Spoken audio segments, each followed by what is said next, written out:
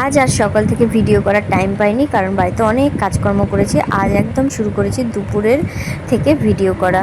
তো দুপুরে আজকে বেশি কিছু রান্না করিনি, ব্যস্ত ছিলাম দেখে খিচুড়ি আর পাঁপড় ভাজা করেছি। প্রভাত দুপুরবেলা আসেনি, আমরা দুজনেই এগুলো খেয়েছি।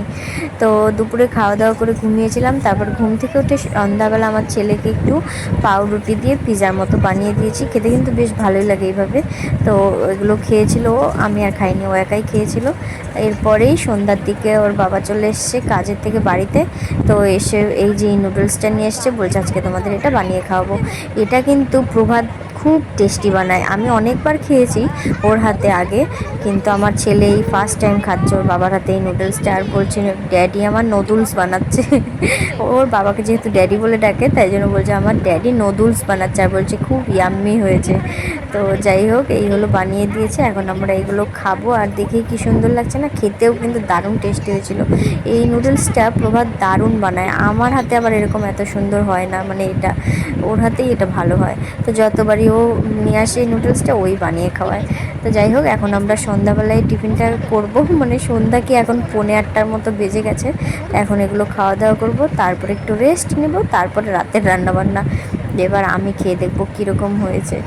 বেশ কিন্তু ভালো হয়েছিল। আর ওর বাবা এর সাথে আবার একটা ফান্টা এনেছিল, সেটা লুকিয়ে রেখেছিল, সেটা আমিও জানতাম না, আমিও দেখিনি। আর ফান্টাটা দেখে দেখো আমার ছেলে কত খুশি। আসলে ও এগুলো খেতে খুব ভালোবাসে, যতক্ষণ আমাদের বাড়িতে এগুলো থাকবে ততক্ষণ ও খেতেই থাকবে। তাই ওর বাবা বলছিল তুমি কিন্তু একা খাবে না, মাও খাবে এখান থেকে। তো আমরা তিনজন মিলে এগুলো সন্ধ্যার টিফিন করলাম, খাওয়া দাওয়া। তারপরে এবার খাওয়া দাওয়া করার পর তো এটাকে হজম করতে হবে, তাই জন্য দুই বাবা ছেলে মিলে শুরু করে দিয়েছে দেখো কী সব। আর যতক্ষণ ওর বাবা বাড়িতে থাকে, মানে সকালে তো টাইম পায় না, রাতে যখন বাড়িতে আসে ও যদি জেগে থাকে ব্যাস ততক্ষণ এইসবই চলতে থাকে আমাদের বাড়িতে।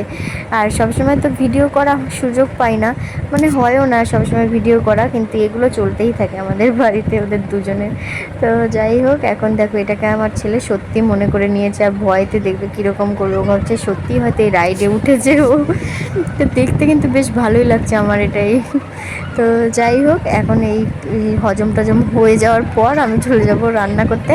আজকে আর বেশি কিছু রান্না করব না, প্রভাত আসার সময় নিয়ে এসেছিলো মাটন বাইরের থেকে, আর আমি শুধু রুটি বানাবো। ব্যাস, আজকের মতো টাটা।